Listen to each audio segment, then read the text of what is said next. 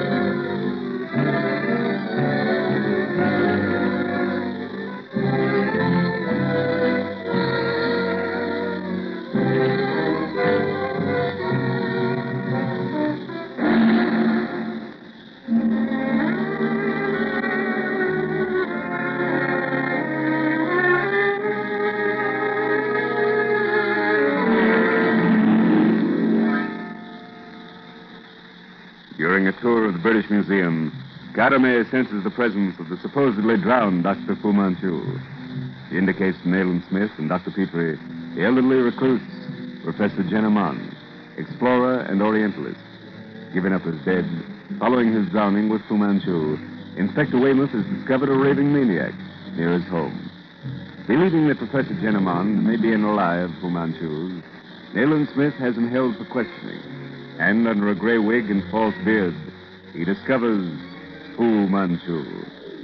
Stipulating that he be left alone with Weymouth, Fu Manchu agrees to restore the inspector to sanity.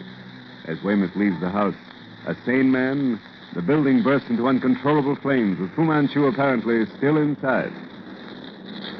Thomas, instruct your men to watch closely. If Fu Manchu comes out of that inferno, take him. Great Scott, Mr. Smith. No one could possibly survive those flames. Nevertheless, keep a sharp lookout. Right, sir. Those flames are abnormal, Nayland. Oh, I was a fool to trust him. But what else could I do? He at least kept his word regarding Weymouth. Thank heaven for that. But how on earth could he have produced such an all-embracing and swift fire? Heaven knows, Petrie. The case containing the substance for Weymouth's cure. There must have been something in that. This time, Nayland, there can be no mistake. He is dead. He lighted his own funeral fire. Well, I'll not be sure until I've personally combed the ashes of that building. I say, Thomas. Yes, sir. You're positive no one could have left that building undetected? Positive, sir. Not a single loophole of escape. Good. And Weymouth? I sent him home, sir, with one of our men. What happened, Mr. Smith? The report was circulated to the yard that Weymouth had been drowned, along with that madman in there. We all thought so, Thomas. Thank heaven we were mistaken. No doubt he'll make a full report of the occurrence to his chief. You'd better get back to your men now. Yes, sir. Oh, and Thomas, as soon as the fire department has that fire out, we'll go through these ashes with rakes. We'll be looking for traces of human bone.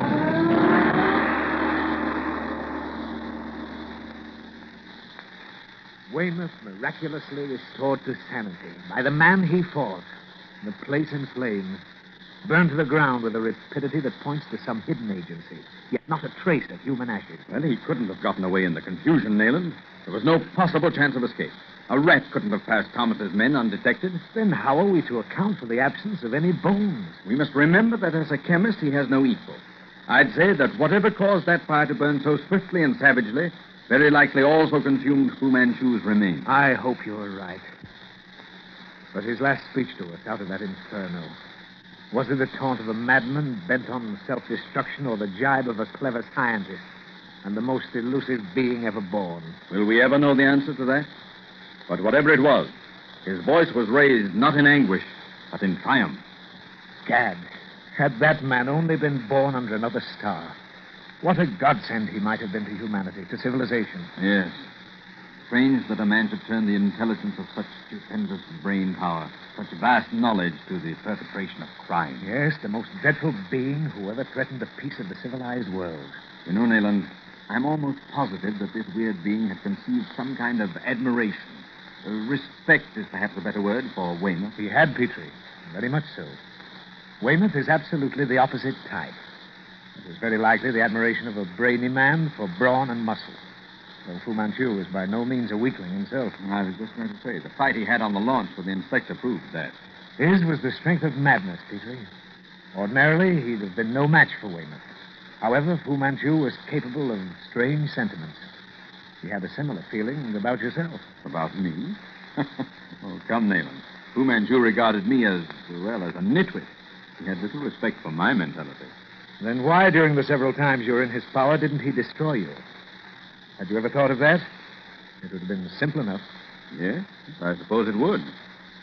And never can we be positive of his death. Oh, by the way, Sir Basil has just told me the time to return to Burma. Burma? Great Scott, man. Aren't you entitled to a rest after all this? Oh, the powers that be grant me a fortnight. I'm leaving then. I shall miss you, Nayland. Not to mention Caramay, eh? She and Ali will be with me as far as Alexandria. I hope she's able to locate her family. You're going to help her, of course. All I can, naturally. No one for me this time, old chap. Probably one of your patients. Dr. Petrie speaking. Hello, Petrie. Sir Basil. Is Nayland there? Oh, right here, Sir Basil. Put him on, will you, old chap? Just a moment. Well, no rest for the weary, Nayland. Hmm? Sir Basil Townsend of Scotland Yard. Oh, great Scott. Can't they let a man catch his breath? Yes, Chief? Sorry to interrupt the beginning of your vacation, old man, but are you at liberty to come to the yard to my office immediately? Of course, sir. What's up? We'll hold the details until you get here. Oh, bring Dr. Petrie if he cares to come. Righto, sir. At once. Sit down, gentlemen. Sorry, Nayland, to have had to call you, but something in your line has only just come up. In my line? Oh, what is it, Chief? Heaven knows. If I weren't positive that Fu Manchu is dead, I'd almost believe that... However, you and Petrie haven't had commonplace lives lately. Fu Manchu saw to that. But if I'm not mistaken, even stranger things are ahead of you. It's almost impossible, Sir Basil. Terror can have no blacker meaning than that which Fu Manchu gave to it. But as you say, Fu Manchu is dead. That being the case, Chief, what have I to fear? You have to fear the Sifan. By Jove. The Sifan. I've always felt that Fu Manchu was the servant of others. Right, Nathan. We knew he wasn't the head of the organization which dealt in wholesale murder, which aimed at upsetting the balance of the world. I think you even know the name of the certain Mandarin and member of the Black Poppies who was his immediate superior. I do. But I've never dared guess at the identity of what we may call the head center. Then I suppose, sir, my return to Burma is postponed. For the present, at least. Caused by the sudden arrival of Sir Gregory Hale, former attaché of the British Embassy at Peking. Sir Gregory? Here in London? At the New Louvre Hotel. Suite 14A, fourth floor. Has he made a report to the India office? On the contrary. He hasn't entered any office, nor will he receive any representative. He's been locked up in his suite since his arrival a week ago. But I thought he'd only just arrived. So did we, until we learned differently. Great Scott. Is the man mad to lock himself up in that fashion? Either mad, Nayland, or the savior of the Indian Empire. Just what do you know of him? Oh, not a great deal. In fact, only slightly. He honored me at one time with the belief that I was the only man in Europe worthy of his confidence. He resigned his appointment at Peking some 8 months ago, didn't he? Yes, and set out on a private expedition to the Mongolian frontier with the intention of visiting some place in the Gobi Desert. From the time he crossed the frontier, he disappeared for 6 months. To reappear in London a week ago. Only today, he advised the India office of his return by telephone. He demanded that no one but you be sent to seek him. No one but... None other, old chap. And so great is my faith in his knowledge of Far Eastern matters that your return to Burma is postponed indefinitely. I suppose, then, I'm to go to the New Louvre Hotel. At once. Take a suite on the same floor. You'll go with him, Dr. Petrie. That is, if you can spare the time. Of course, gladly. Good. Keep in touch with me, Nayland, and watch out for the Sifan.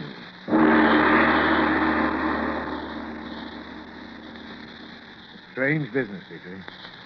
Stranger, I believe, than any we've known, even with Dr. Fu Manchu. Oh, that would be utterly impossible, Nayland. It would seem so, wouldn't it? Yet I'm positive that Fu Manchu is, or was, connected with... Do you hear anything, Petrie? Sort of tapping? Yes, listen.